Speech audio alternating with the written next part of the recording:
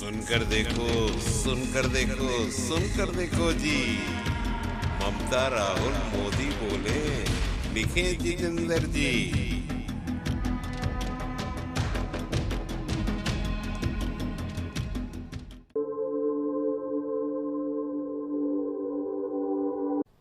और आदिवासियों के लिए हमने 5 चीजें, ऐतिहासिक चीजें अपने बजट में आपके लिए डाली हैं। मैं आज आपको उनके बारे में बताना चाहता हूं। हम फॉरेस्ट राइट एक्ट लाए, बीजेपी ने उसको कमजोर किया और जो आपकी क्लेम्स बनती हैं, जो आपकी जमीन की क्लेम्स हैं, उनको पूरा नहीं किया। आपका जमीन का जो हक है वो आपको नहीं दिया। बहुत सारे लोगों की जो क्लेम्स हैं उनको रिजेक्ट कर दिया। सही। जैसे ही हमारी सरकार आएगी, 1 साल के अंदर आपकी सारी की सारी जो क्लेम्स हैं उनको हम सेटल कर देंगे, जमीन आपके हवाले हो जाएगी। और जो क्लेम्स आपकी रिजेक्ट की गई हैं, जो गलत तरीके से रिजेक्ट की गई हैं, उनको रिव्यू करके 6 महीने में हम कार्रवाई आपको दे देंगे। फॉरेस्ट कंजर्वेशन एक्ट है जो, और जो लैंड एक्विजिशन एक्ट किया था, हमने बनाया था जमीनी अधिग्रहण बिल, उसको इन्होंने कमजोर किया है। उसको हम फिर से मजबूत करेंगे और जो आपके अधिकार हैं उनकी आप रक्षा कर पाएंगे। जमीन के लिए आपको सही रेट मिलेगा, 4 गुना रेट मिलेगा, और आपका जल, जंगल और जमीन आपके हाथ में, उसका आपका अधिकार बनेगा।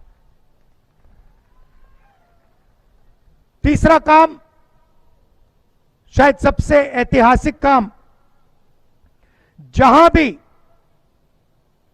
आदिवासियों की 50% से ज्यादा आबादी है, पूरे हिंदुस्तान में जहां भी आदिवासियों की 50% से ज्यादा आबादी है, उसे हम 6 शेड्यूल में डाल देंगे। मतलब सारे के सारे लोकल जो निर्णय होंगे वो आदिवासी लोग लेंगे और कोई नहीं लेगा।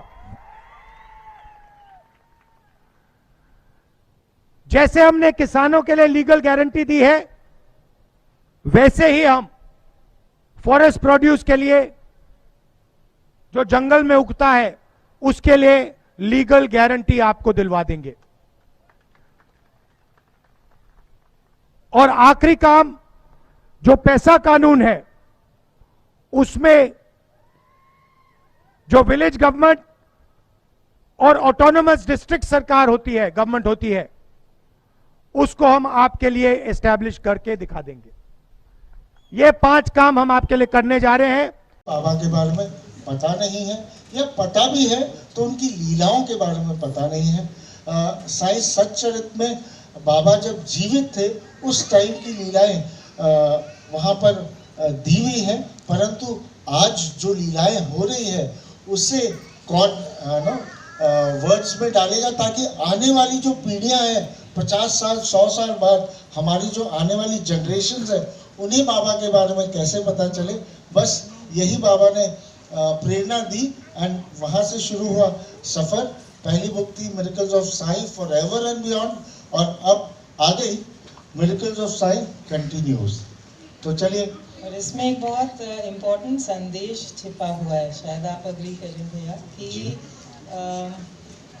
बाबा की समाधि के बाद वो और जागृत हो गए हैं, क्योंकि कोने कोने में, हर जगह, हर देश में, विदेश में भी बाबा के मंदिर बन रहे हैं और भक्त आपस में कनेक्ट कर रहे हैं, उनकी लाइफ्स में मिरेकल्स हो रहे हैं। तो अगर इतना सब लिटरेचर हम जाने देंगे तो हमारे लिए और आने वाली जनरेशन्स के लिए बहुत लॉस हो जाएगा।